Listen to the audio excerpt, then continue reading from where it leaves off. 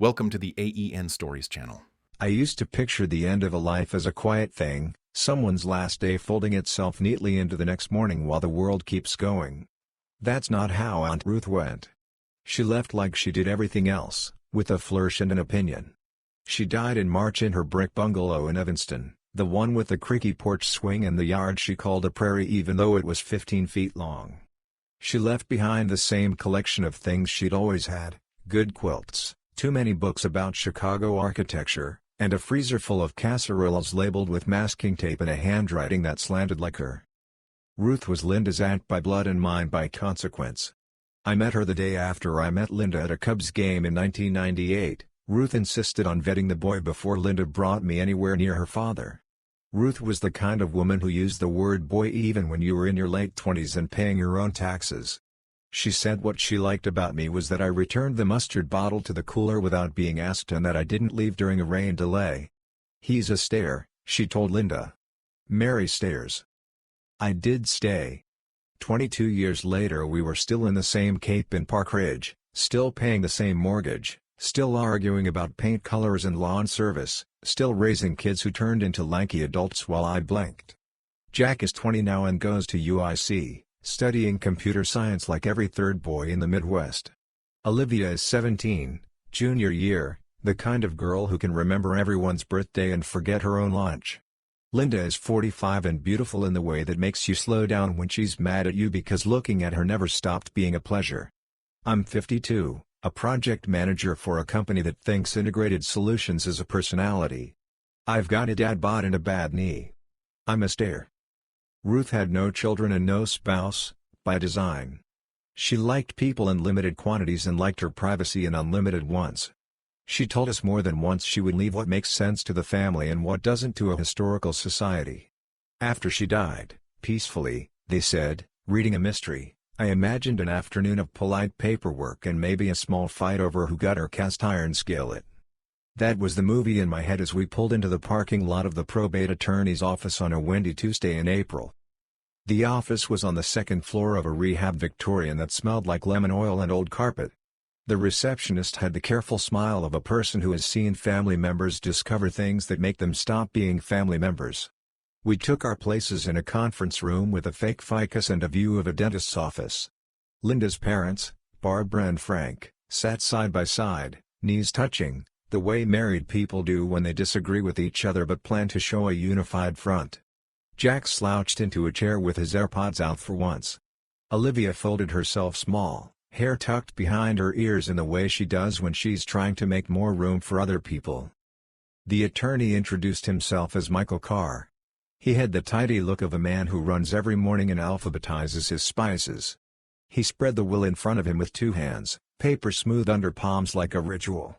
His tone was soft when he offered condolences and then shifted to business, and I knew in that pivot that he did this 4 times a week and slept fine. Ms. Ruth Ellen Johnson left a will dated January 14 of this year, he began.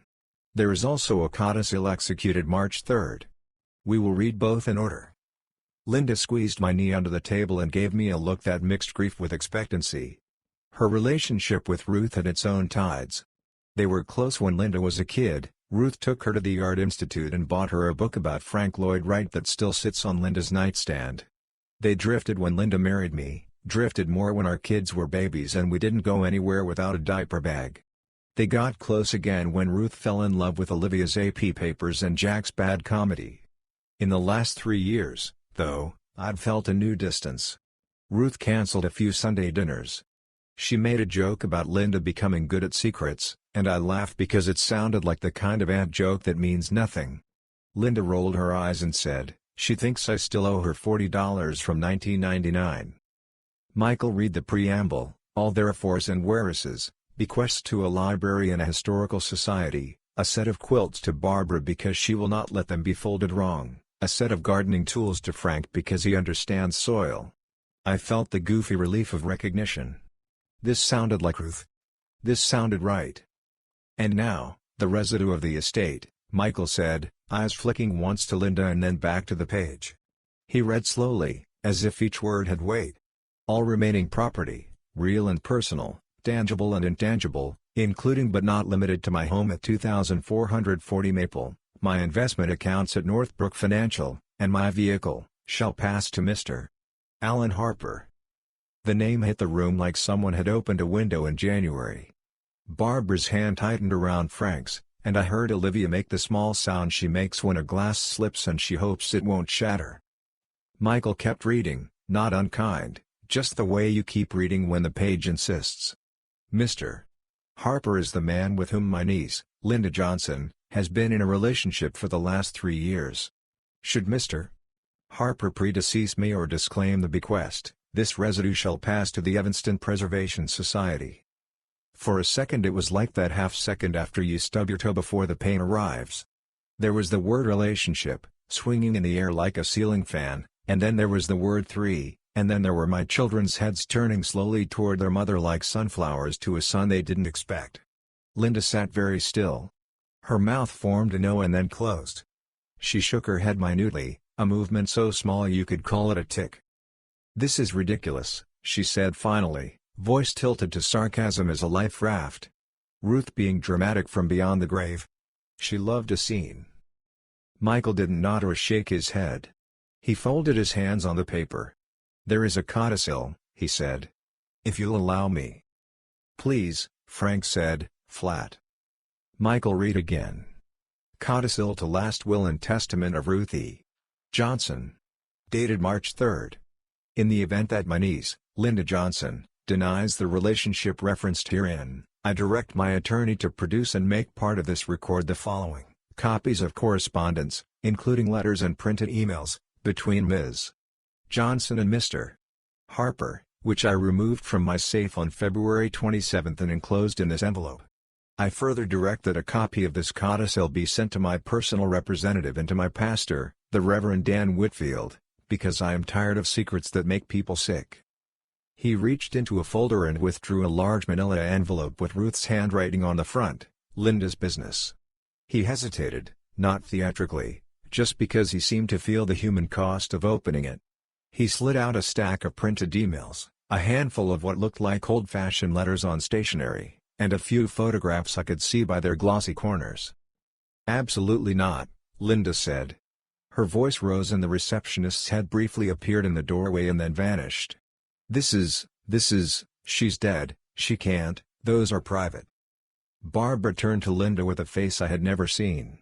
My mother-in-law is a woman of soft sweaters and casseroles. Her face is usually an easy place to land your eyes. Right then it was a hard floor. "Are they private, Linda?" she asked. "Are they yours?" "They are mine," Linda said. "And they're also not the point.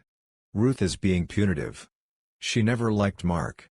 She pointed at me with the hand she usually uses to tuck hair behind Olivia's ear. "She always wanted me with someone." Her voice snagged on a word I couldn't see. "Alan Harper," Jack said, quiet. He spoke like people speak when their breath is half in their throat. "Who is Alan Harper?" No one answered. Michael put on reading glasses he didn't need earlier and took the top letter. "This is dated September 10, he said. "On stationery from a hotel in Milwaukee." He paused, and I knew he was weighing the costs of words. "It's addressed to Ruth. Dear Aunt Ruth, I'm telling you because if I don't say it out loud it will keep growing in the dark. I met someone. He makes me feel awake. I know how idiotically teenage that sounds. I have become a cliché, a woman who needed to be seen. Please don't judge me before you've looked at your own life. Please keep this between us. Love, L." Linda's hand flew to her mouth. She looked at me, then at her parents, then at the ceiling as if there might be a trapdoor. "That's not," she stopped. "That was an experiment. I was upset with Mark. We were fighting. It was stupid." "Keep going," Frank said to Michael. He didn't take his eyes off Linda. Michael read an email, printed so the subject line looked like a headline, Thursday. "You know I can't do this forever," from a Gmail address belonging to Alan Harper. "You have to tell him or tell me goodbye. I can't keep being your hotel room and your church confessional." He swallowed. "There are several like this." Olivia made a sound I've only heard her make once, when she sliced her finger cutting a bagel and the blood surprised her more than the pain. She stood up and sat down immediately like her legs had misheard her brain. "Stop," Linda said, "panic now, not performance. Please. Stop." Michael put the papers down. The room was quiet in the way rooms get quiet when the air has been thrown out a window. Ruth had pulled the pins from the grenade and left the room with uncharacteristic tact. We were the ones holding the leftover metal. Frank stood. He's a big man, the sort who fills doorways and wears a suit like it's mandatory. He didn't raise his voice. He didn't need to. 3 years, he said. 3 years you sold your life to a stranger and brought the change home in your pockets. He looked at me, then at Jack and Olivia, then back at Linda. You are a disgrace to this family. He spoke as if dictating a letter to someone in the next room. He left you everything because you gave him everything. Linda's eyes went huge. Dad, she said, as if the word were the bracket that could still hold us. Please. Barbara began to cry. Not softly. Not politely. She cried like something living had been pulled out of her through a small hole. Olivia reached for her and then pulled her hand back because she didn't know where to put it. Jack put a hand on my shoulder, a weight that took me a second to place, my son stabilizing his father. I tried, inside the human rubble of that moment, to gather enough presence to speak without swearing or sobbing. I didn't wholly succeed. How long? I asked Linda, each word a thing I had to carry into the light. Have you been lying to our children at breakfast? She pressed her palms to her eyes like she could press new facts into her skull. I didn't mean, she stopped. It started when you were working nights. It started when I felt like furniture in my own house. It started as, she searched for a neutral word. As attention. I was going to stop. I tried to stop. 3 years, Jack said, and his voice cracked on the second word and then steadied. That's high school and a half. That's 2 Christmases. That's Mom missing my last game of senior year because she had a volunteer meeting. Olivia put her face in her hands and then took it out again as if she didn't trust what it would do in the dark. Was any of it real? She asked. The walks? The coffee? The way you helped me study for calc? Of course it was real, Linda said, reaching out without choosing a person to touch. No one moved toward her. She let her hand fall. I didn't stop being your mother. I didn't stop. She looked at me. I didn't stop loving you. She winced at the sound of it. I loved someone else too. I'm sorry. Michael took the papers and slid them neatly back into the envelope. I thought, distantly, about how often this table had seen families discover things and how many times he'd done this exact motion to make things feel less exposed. We can take a recess, he said softly. You don't have to. We can proceed later. We are done here, Frank said, not to Michael. Barbara. He held out a hand. She stood and took it like it was a railing. Mark, he said. Kids. He gestured toward the door in an old-world way that made me think of men with hats in the 50s. He put himself physically between Linda and the rest of us as we moved, not violently, just as a choice. We were a family leaving a room, and we were not a whole one. Linda stood too, stumbling on the leg of her chair. You can't just, she looked at me, not at her father. Mark. Please don't walk away from me in a room like this. I didn't walk away, I said. I was sitting. It wasn't a line I crafted. It was what came out of my mouth because my brain was doing the simple math of being wronged and still being a person who has to get his kids home. Jack put his hand in the small of my back, a reversal of 1,000 times I'd guided him across a parking lot.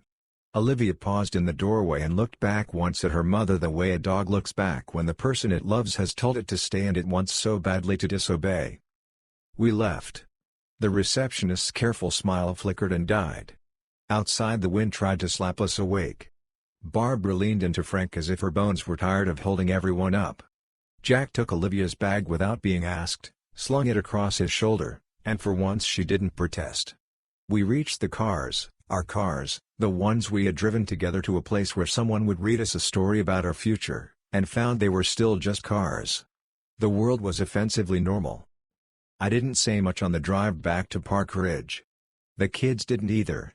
Olivia cried a little, honest tears, not theatrical ones.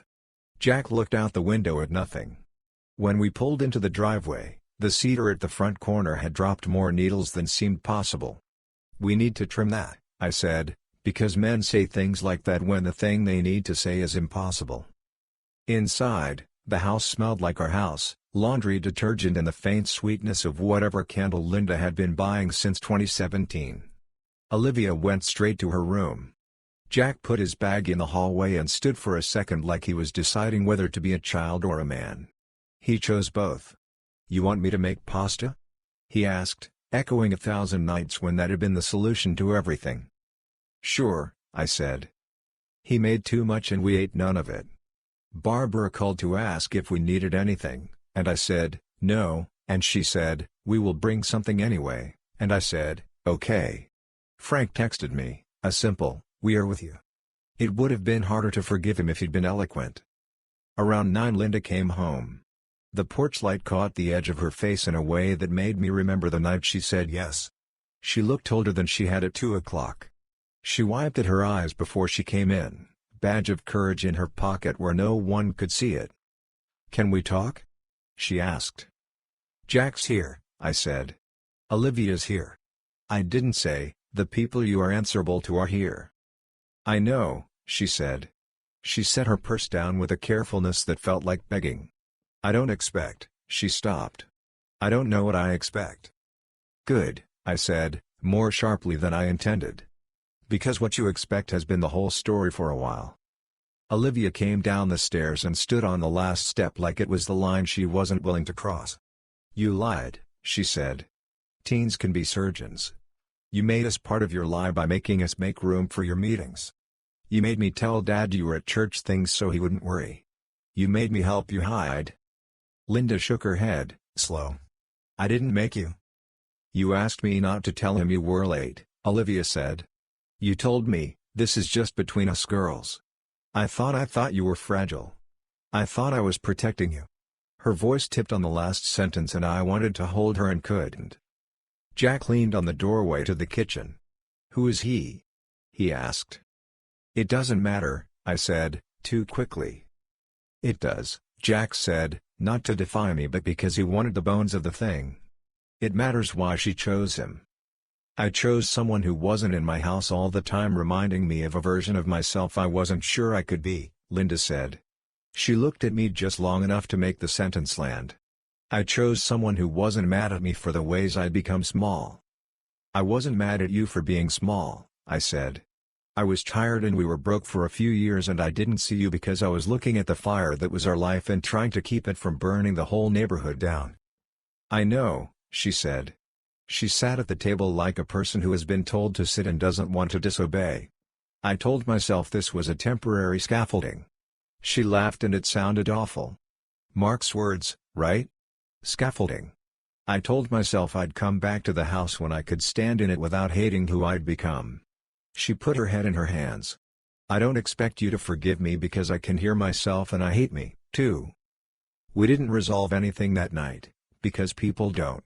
We agreed on practical things, that she would stay at her mother's for a week. Barbara consented with the exhausted authority of a woman who chooses to love in the face of reason, that we would tell Olivia's guidance counselor the version of the truth that fit into school, that Jack would go back to campus on Sunday and not feel guilty for leaving. We did not talk about Alan Harper beyond the fact that he existed and that we would not say his name in this house. We did not talk about the will beyond the fact that Ruth had done what Ruth tended to do, tell the truth in a way that hurt and helped in equal measure. Days do the thing they do. They stack. I went to work and spent a ridiculous amount of time staring at a Gantt chart that did not have a task for figure out what you were if not a husband. Olivia slept too much and then not at all. Jack texted me memes that made me laugh out loud in meetings and then sent me a one-line message at midnight, "You're okay?" Linda stayed at Barbara and Frank's and learned how to be a daughter again in a house where she had once slammed a door so hard a picture fell. Barbara stopped crying like a faucet and started crying like weather, less often, more honest. Frank came over with a toolbox and fixed the back door's squeak like love. We met a lawyer. We didn't file. We met a counselor. We didn't untangle anything except that Linda would do the work with someone who wasn't me and that I would go to my own person and say sentences that a man of my age and background has a hard time saying. Olivia went once and decided she preferred to talk to her friend Tessa in the Taco Bell parking lot. Jack didn't go and did just fine because he is a creature who metabolizes pain by making a plan to outlive it. One afternoon in May, a certified letter arrived addressed to Linda from the executor. She opened it at the kitchen counter with a knife like it was a birthday card and not legal paper. The short version, Alan Harper had accepted the bequest. The longer version, Ruth's house belonged to a man in a suit Linda didn't want us to imagine. Linda sat down on the floor like a person who needed to get closer to the foundation. Olivia stepped over the letter as if it were something on the sidewalk you avoid out of respect and disgust. I poured water in a glass and put it on the table and didn't say drink because people in this house know how to drink when they're thirsty. We went by Ruth's place one last time to pick up the quilts and the cookbooks that weren't part of the residue. The porch swing squeaked the same song. The light through the front window made patterns on the floor that looked like a memory of someone's knees. Linda walked through each room touching the things she was allowed to touch. At the bookshelf she paused and took down the right book she'd loved as a kid. She opened it to the page Ruth had told her to read out loud when she was 9, "The space within becomes the reality of the building." Linda ran her finger under the sentence and said, "I'm sorry," to the room or to the woman who used to sit in it or to herself. We didn't see Alan Harper. I don't know if he walked through the house and understood what he was inheriting aside from wood and brick. I don't know if he read the letters Ruth saved and thought for a second about Mercy. I didn't look him up, though Jack offered. "I can find him in 2 minutes," he said, scales of anger glittering under his humor. "We can do nothing with that information," I said, and he said, "I know," and didn't do it. In June, Olivia spoke at her school's award night because she's good at words and teachers like to put good at words kids on stages. She thanked her family and the people who kept showing up. She didn't name names. She didn't need to. Linda sat 2 rows behind me and left right after, not because she wasn't proud, but because the distance felt like kindness, not punishment. Jack came home for a weekend and grilled badly and we ate the char like champs. Barbara brought a lemon cake and Frank fixed the loose doorknob I had gotten used to the way you get used to a limp. Here's what I know now: wills don't just divide property, they surface truths the living have politely arranged under throw blankets. Ruth made a choice about the weight of her information. She made it hard and she made it clear. I don't know if I would have wanted it a different way. I don't know if a quiet divorce a year from now would have been kinder than a public detonation under fluorescent light. I do know that my children did not have to wonder if their instincts were wrong. They saw. They heard. They put their hands on the table and felt the vibration of a life telling on itself. I don't know yet where we land. Linda and I sit on the porch some nights and talk like neighbors who once shared a fence. We talk about the kids and the cedar. We talk about the way Ruth organized her pantry by cuisine. We don't talk about Alan because he has already taken enough oxygen. Sometimes Linda cries and I don't comfort her because comfort is a currency we are recalculating. Sometimes I cry and she doesn't see me because I prefer it that way. We are not enemies. We are not us. We are, in the word my therapist likes, adjacent. On a humid night in July, the 4 of us, me, Linda, Jack, and Olivia, sat on the back steps while the grill recovered from a flare-up. Fireflies did their little ridiculous magic over the untrimmed lawn. Olivia leaned her head on my shoulder and said, "We're okay," and I believed her for a full minute. Jack said, "We should do the cedar tomorrow," and I said, "We should," and I almost meant it. Linda said nothing, which felt, for once, like restraint and not hiding. The space within, I thought, is still real. It's different. It's messy. It's ours, whatever ours turns out to mean. When I finally slept that night, it wasn't because everything was resolved. It was because I'm a stayer, and staying sometimes looks like not leaving a house even when a storm has rearranged all the furniture. You check the beams. You find where the floor holds. You decide which walls can come down without the whole thing collapsing. You make a list for the morning.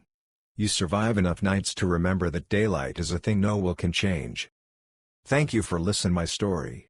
If you want more raw, real, and gripping stories like this one, subscribe to the AEN Stories channel. Your support keeps these stories alive.